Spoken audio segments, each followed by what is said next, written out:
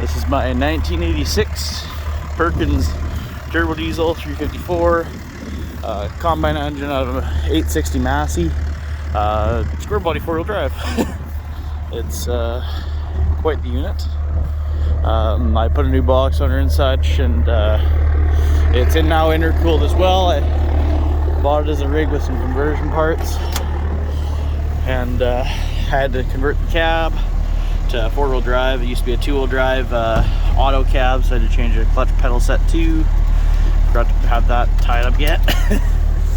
And this cab was actually originally a 6.2 diesel cab, and I saw the full load options and I was like, that's my cab. So, and then everything else got pieced together. I found this box online on Kijiji, and I actually got this box floor for my first daily driver. And what else can I say about this truck? Oh, look at the big of the engine here.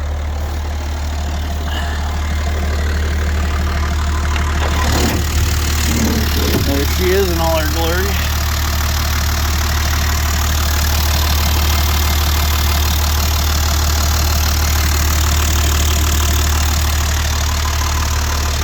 There's a Chevy air filter. You see a tiny old turbo right there.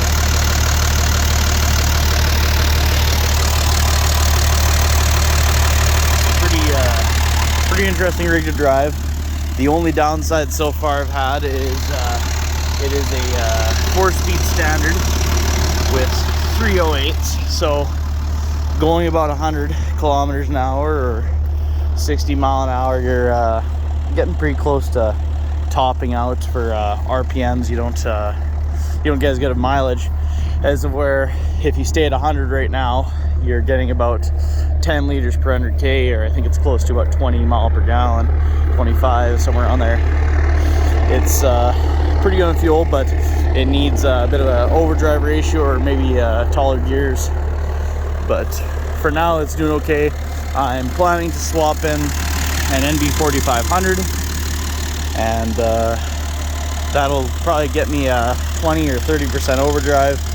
It should be almost plug and play, because I have a 1986 tranny and transfer case in it, which should have a 32 spline output shaft for off the tranny, and a 32 on the input shaft for the transfer case.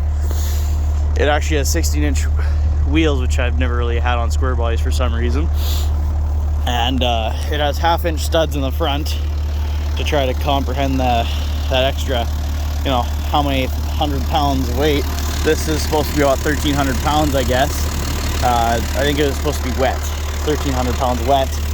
And I got a block heater. I have a circulating block heater, and I also have a oil pan heater, which makes her crank over pretty quick, but it still does take a bit to actually start running, and it starts loping pretty good once you start getting it fired up in the cold.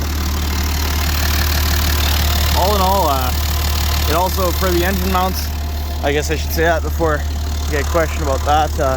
The engine mounts, it's basically a cradle style mount. There's 2 mounts in the front, and there's 2 mounts at the back off the bell housing, the custom bell housing. There's the oil pan. Guy got it customly fabricated. SM465 for transmission, and an NP208. I will be looking forward to try doing that swap, but I don't know how long it'll take before I actually do. What else can I say about it here? Has about a 4-inch, maybe 3-inch lift in it, front and back, and I had to put spacers between the body and the frame, because if I did not, the the hood would not close, because this engine sits a little too high. So now it shuts pretty good. With the another thing, since it's intercooled, the hood latch had to be moved, and there had to be new hole made in the rad support. I don't think I can get a photo or a video of the intercooler, but it's just your standard Cummins, like 12 valve Cummins intercooler, and you can actually get an AC pump for these that were factory ran on the combines, but they're supposed to be pretty unreliable, so I'm going to see if I can try to figure out a different way to run AC. As for my vacuum in the cab, I have this off a Kodiak Chev. It's an electric vacuum pump that should be able to run my controls in the cab. I might have to put a accumulator in so it has a little more power and it doesn't have to basically wait to actually activate the doors. And yeah, that's basically it. It's just frozen cold out here, and I thought I'd do a video on the Perkins before she gets too cold.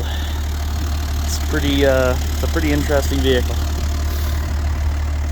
And I know some people might have questions about how this stuff is done, and honestly I could probably let you know a thing or two if you comment down below or whatever you decide to do.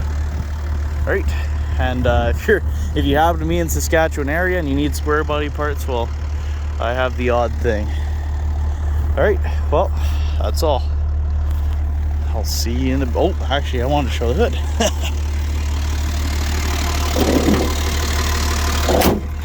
There you go. Phantom grill in her as well, and I had to do the 82 front bumper, 82, 83 front bumper with the bumper lights and the grill, because nothing else would...